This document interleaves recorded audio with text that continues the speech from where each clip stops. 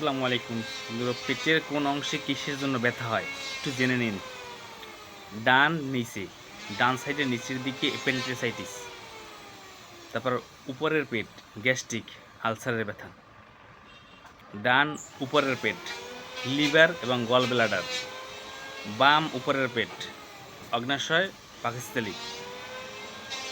তারপর নাভির চারপাশ গ্যাস হজমের সমস্যা,